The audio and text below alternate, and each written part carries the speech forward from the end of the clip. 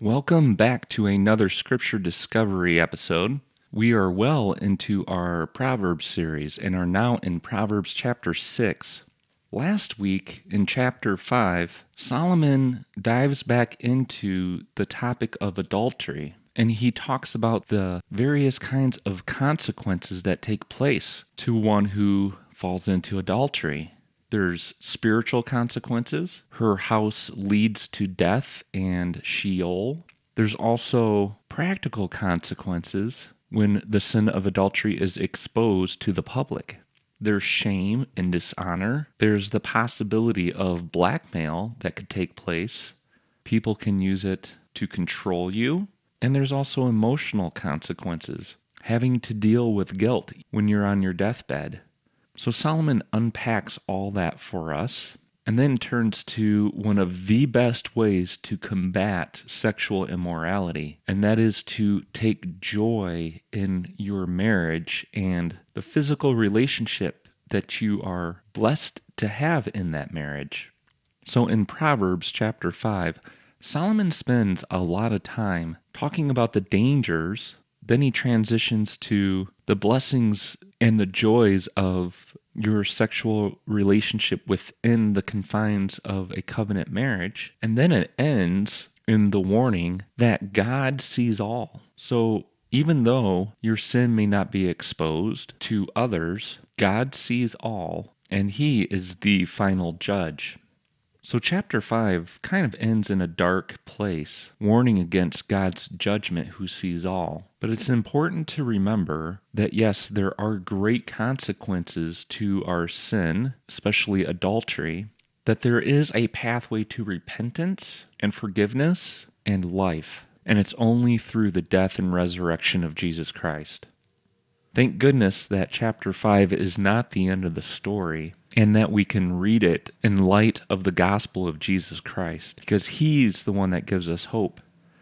Now, as we transition over to Proverbs chapter 6, it looks as though Solomon changes direction. There are other topics that he needs to cover to instruct his son on wise living. Now, Proverbs 6 is a long chapter. It's 35 verses. And again, my goal is to cover all 35 verses. And because of that, I'm not going to go as deep as I want to and ask all the questions that I want to on each verse. So hopefully you'll bear with me and we can make it through chapter 9. Because once we get past chapter 9, things will change. We will cover less verses and really be able to get into the weeds and unpack each verse. All right, and with that, make sure you have the passage printed out, grab a pen, pencil, and highlighter, and let's dive into the passage. Again, Proverbs chapter 6, verse 1 starts with, "My son," and we see a condition if you have put up security for your neighbor, have given your pledge for a stranger. I'm highlighting put up security and given your pledge, and underlining neighbor and stranger. And in verse 2, he starts with the condition again, if you are snared in the words of your mouth and caught in the words of your mouth. So snared and caught, and I think this is reiterating what we see in verse 1 with put up security or given your pledge. So I'm going to make that connection.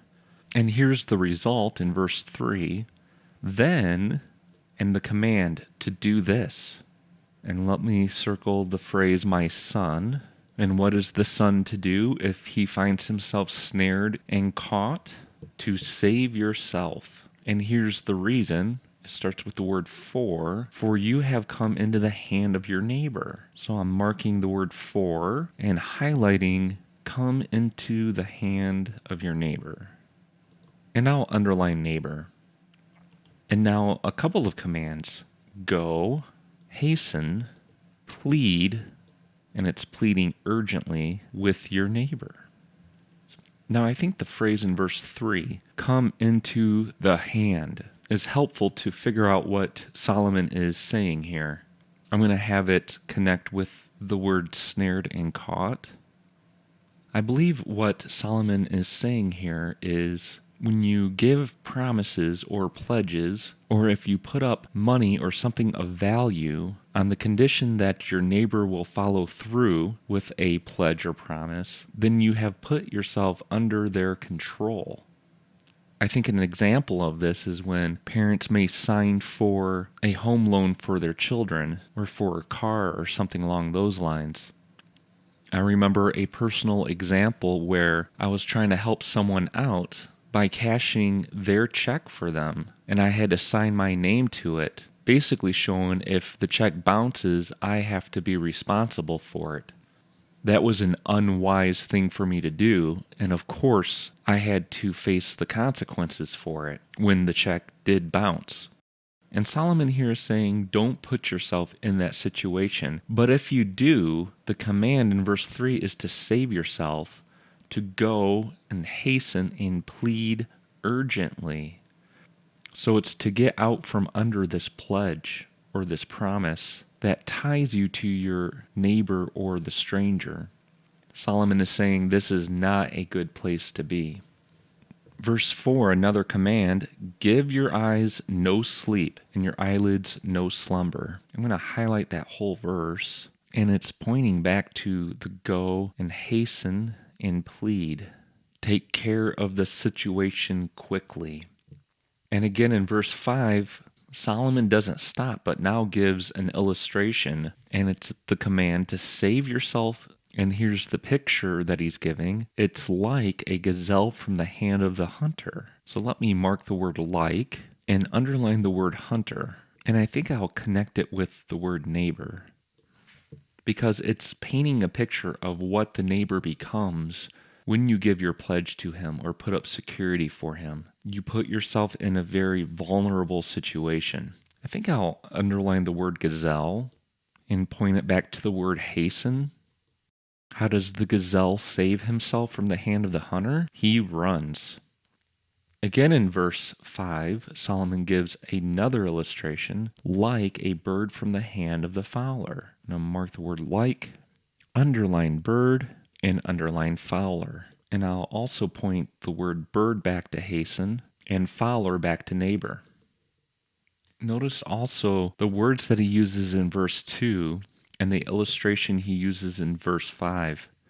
He uses the word snared and caught. And so it gives this picture of the hunter hunting an animal, whether it's the gazelle or the bird. All right, moving to verse 6, the command is to go to the ant, O sluggard, and consider her ways and be wise. I'm going to highlight O sluggard, and consider is another command. And I'm going to circle the word ways. Remember, this is a picture of a path. And then also be wise is a command. Verse 7, without having any chief, officer, or ruler. So without having someone over her, which is the ant, this is what takes place. Verse 8, she prepares her bread in summer and gathers her food in harvest. So I'm going to highlight the word prepares and gathers. Now, I think verse 7 and 8 points out the importance of self-discipline, having no chief or officer or ruler over you, making you do these things or forcing you to. No, be like the ant and prepare your bread and gather your food without being told to or forced to. All right, verse 9 continues on. How long will you lie there, O sluggard? I'm going to highlight O sluggard. When will you arise from your sleep? Verse 10, a little sleep, a little slumber, a little folding of the hands to rest. In verse 11, and poverty will come upon you like a robber. I'm going to highlight that phrase, poverty will come, and want like an armed man. I'm also going to highlight the word want. Now, it's obvious that he's talking about laziness, and it's laziness to such an extent that poverty will come. And I think I'll underline the word robber and armed man. And this is similar to the hunter and the fowler. It's someone who has control over you, The robber or the armed man specifically takes what you have by force, and this is the picture of poverty. It'll come upon you like a robber and an armed man. And I think I'm going to mark that phrase, be wise, in verse 6. It is good and wise to work hard enough to avoid poverty and to do it without anyone forcing you to, which is represented here in verse 7, having no chief, officer, or ruler. Continuing on in verse 12, a worthless person, a wicked man, goes about with crooked speech. I'm going to highlight worthless person and wicked man. I think that's the same person, and this person who's worthless or wicked goes about with crooked speech. Remember in chapter 2, the evil man with perverted speech and the forbidden woman with smooth words. And now we see a worthless or wicked man with crooked speech.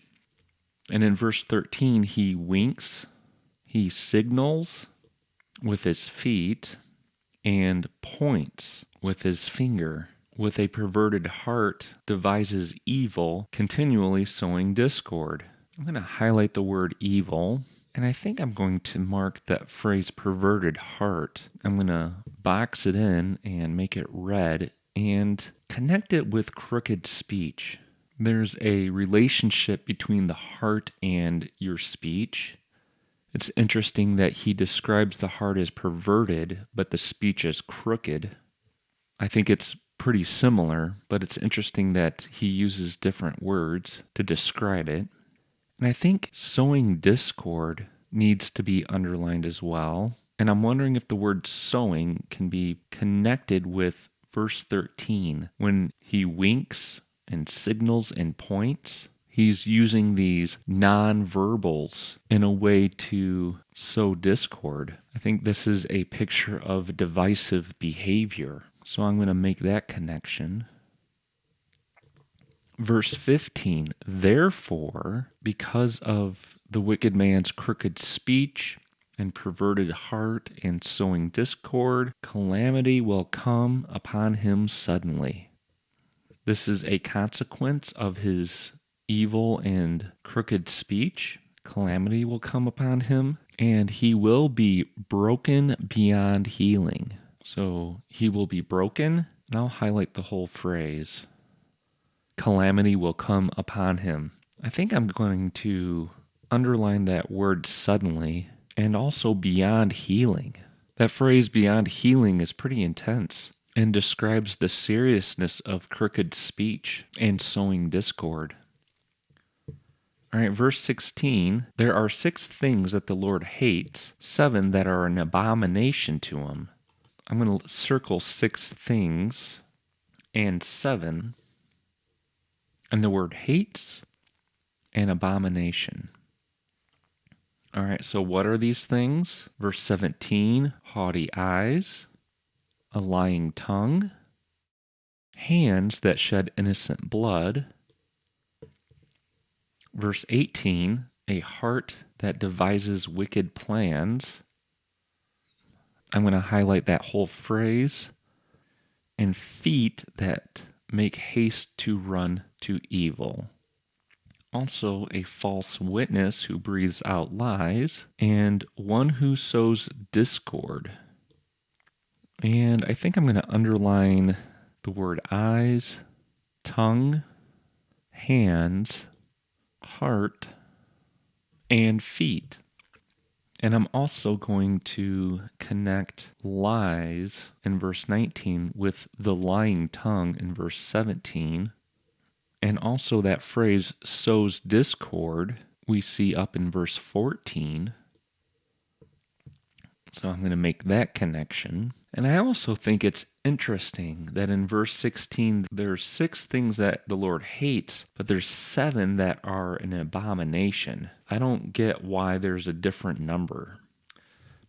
Now that would be something to look into and maybe have to dive into some commentaries to find out the answer, why 6 things the Lord hates and why 7 that are abomination. Now we do see 7 things in verses 17 through 19. Now what we could do is underline the word breathes, because it kind of fits with these other physical features that Solomon describes in verses 17 and 18. The eyes, tongue, hands, heart, feet, and then breathing in verse 19. I don't know, I might be stretching it a little bit, but that would be 6 things, and then the 7th would be one who sows discord. I don't know if there's anything to that at all. I'm basically just grasping at straws to try to figure out what he means with using 2 different numbers in verse 16. Anyways, that's a good question to be asking and to try to figure out what the solution is. But let's keep going. Now, verse 20 starts with the phrase, my son. We'll mark that. And the command, keep your father's commands and forsake not your mother's teaching. I'm also going to mark this verse because this is the same phrase that we find in chapter 1, verse 8, which begins the instruction that Solomon is giving to his son, which means that verse 20 could potentially be starting a whole nother chapter. So instead of having just 9 chapters, there could be 10, with a separation between verse 19 and verse 20 here in chapter 6. All right, let me also highlight the word commandment and teaching. Those are referring to wisdom and instruction. Verse 21, bind them is a command. Bind them on your heart always. Tie them around your neck. We are to bind them and tie them. Keep them close. And of course, this is pointing back to the commands and teaching. And now to verse 20, when you walk, I'm marking the word when. When you walk, they will lead you. I'm highlighting that phrase. Again, when you lie down, they will watch over you. And when you wake, they will talk with you. And I'm going to put a circle around verse 22 and point it back to binding them and tying them, which is also pointing back to your father's command and your mother's teaching. And I think this is a wonderful picture, that when you bind them to your heart and tie them around your neck, when you keep them close, they will be with you in all aspects of your life. When you're doing things, when you're walking, you lie down to go to sleep, they will watch over you. And when you awake, they will talk with you. It seems to me that there is a greater connection that Solomon is drawing out in these verses. It's not just living wisely and therefore having a blessed life. There's also a connection with your parents. I don't know. It's just something to think about. All right, let's keep moving. Verse 23. For the commandment is a lamp, and the teaching a light, and the reproofs of discipline are the ways of life. We're going to mark that word for. The commandment, it's a lamp. I'm going to underline the word lamp. And teaching is a light. And we definitely have to make the connection with verse 20. And it's interesting that Solomon adds another one, the reproofs. So let's highlight that. The reproofs of discipline are the way of life. I'll circle the word way. And I think I'm going to highlight that whole phrase, way of life. And I think in verse 22, I'm going to circle the word walk. Again, I like this picture of a path and the lamp and the light that comes from keeping your father's commandments and forsaking not your mother's teaching. That path is well lit. Solomon has used this analogy before, I think in chapter 4, concerning the sun coming up and lighting up the path. Verse 24, these commands and teachings will preserve you from the evil woman, from the smooth tongue of the adulteress. I'm highlighting that phrase, preserve you. Also, evil woman, from the smooth tongue of the adulteress. Let's underline that phrase, smooth tongue. We've seen smooth words in chapter 2. Here in chapter 6, verse 12 is crooked speech, and now it's smooth tongues. And we'll also highlight the word adulteress. So she's been described in chapter 2 as the forbidden woman, here in verse 24, the evil woman and the adulteress. Verse 25, do not desire her beauty. There is a command we must highlight, and specifically in your heart. I think I need to circle the word heart and make it distinct. We'll make it fluorescent green. Verse 21 also talks about the heart. And let's go back to verse 14, and we'll circle the perverted heart. Okay, and continuing on in verse 25, do not let her capture you. That's a command. Do not let her capture you with her eyelashes. I never knew eyelashes could be a trap or a snare. Anyways, verse 26, for the price of a prostitute is only a loaf of bread, but a married woman hunts down a precious life. So we're going to mark the word for and point it back to the commands. Do not desire and do not let her capture you. We're going to highlight the word prostitute and circle the word loaf of bread, mark the word but, which is the contrast, and married woman, we'll highlight in orange, and it's the contrast to the prostitute. And I'm also going to circle the phrase precious life. Actually, I think I'm going to highlight it with fluorescent yellow, and I think I'm going to highlight the phrase loaf of bread, and we'll make it gray, and that's contrasted with the precious life. And the question is what would you rather have? And I'm going to mark the verses 25 and 26, and maybe put a question mark there, just to make sure to go back, because I really want to think more about this, especially verse 26. Why is Solomon bringing out the price of a prostitute? And I don't know if you can say the price of the married woman. So the prostitute desires or wants a loaf of bread. So it's her love is cheap, I guess you can say. Where the married woman, she's hunting down a precious life. So she's wanting something of greater value. And I think as the husband, maybe providing that for her and being a part of that, a precious life, is a good thing. Whereas the loaf of bread is just temporary and maybe cheap or unfulfilling. I don't know, there's something in verse 26 that needs to be unpacked more. I would encourage you to take some time and reflect upon verses 25 and 26 as well. All right, moving along, verse 27, can a man carry fire next to his chest and his clothes not be burned? I'm going to highlight that word burned. Verse 28, or can one walk on hot coals and his feet not be scorched? And in verse 29, so is he who goes in to his neighbor's wife. None who touches her will go unpunished. I'm going to mark the word so and point it back to verses 27 and 28. I'm highlighting the word neighbor's wife.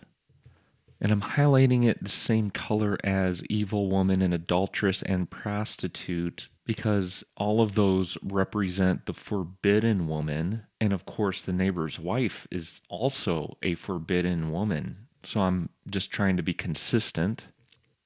Continuing on, none who touches her will go unpunished. I'm going to highlight that whole phrase.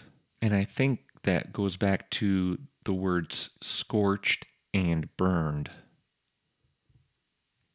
All right, we're on the last lap. Verse 30, people do not despise a thief if he steals to satisfy his appetite when he is hungry. And in verse 31, the contrast, but if he is caught, he will pay sevenfold. He will give all the goods of his house. So I'm going to mark the word but in verse 31, the contrast, and the consequences of him stealing, of course, when he's caught, is he will pay, and he will give all the goods of his house. Now I'm also putting a question mark next to verse 30. Now I know he's not changing topics here. I believe verse 30 is an analogy pertaining to verse 29, but I don't exactly understand what verse 30 is really saying. I think the key is in verse 31, and that is the word caught. I'm going to highlight that word. And the phrase he will pay and he will give all the goods of his house is referring back to the punishment. So I'm going to make this connection to verse 29. And then verse 32, he who commits adultery lacks sense. He who does it destroys himself. I'm highlighting that phrase lacks sense, and that's the opposite of wisdom, one who lacks sense. And he who does it destroys himself, again, is judgment and the consequence of his sin. Verse 33, he will get wounds, dishonor, and his disgrace will not be wiped away. Disgrace will be permanent. And I think I'm going to circle verse 33 and point it back to the word caught. And here's the reason why you will have wounds and dishonor and disgrace. Verse 34, for jealousy makes a man furious. I'm going to highlight that word furious. This reminds me of God hating in verse 16, that he hates evil. Here's a man that's furious because of the evil that was done, and he will not spare when he takes revenge.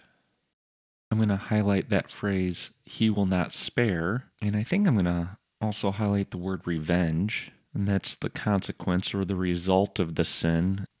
There will be trouble in some way. All right, verse 35, he will accept no compensation, and he will refuse though you multiply gifts. And I think this is really interesting because it kind of circles back to the first 5 verses of this chapter, meaning that this man has something over you now. There's a sense of either power over you or control over you because you have sinned against him and his wife. In fact, I think I'm going to underline the word neighbor in verse 29, which again kind of refers back to the first 5 verses of the chapter.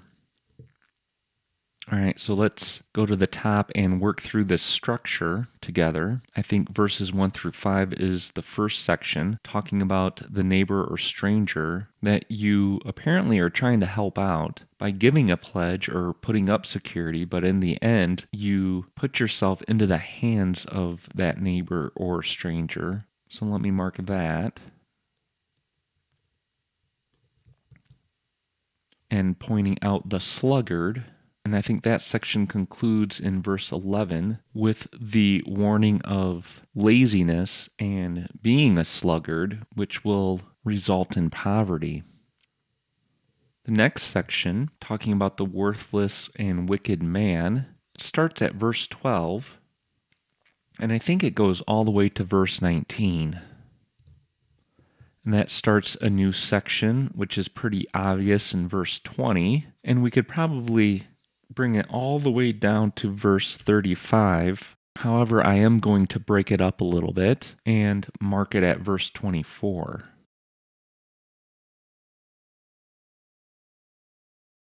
Which means the last section starts in verse 25 and finishes at verse 35. All right, I know we went through quite a bit this time around, and I wasn't able to really dive in and give a lot of explanation for why I marked and highlighted some of these phrases and words. But hopefully this has spurred some questions as we've gone through this together, and hopefully it'll spur you on to take some time on your own and dive into it deeper for yourself. One of the things I would suggest doing is, as you work through the structure, write a phrase or a sentence next to it summarizing each section. I think that really helps with understanding the flow of thought in the whole chapter. Also, look into verses 1 through 5 and the last section, verses 32 through 35. I think there's something interesting that Solomon is doing there concerning the neighbor and avoiding being under their control or owing something to them. And remember, we can continue having discussions on Proverbs chapter 6. I'll be doing a Sunday school class Sunday morning at Converge Community Church at 10 a.m. Feel free to swing on by and we can have a great discussion on this chapter. And then we get to hear it preached during the service, which hopefully the Lord would use to convict us, encourage us, and form us into the image of Jesus Christ. And with that, may God bless, and we'll see you next time.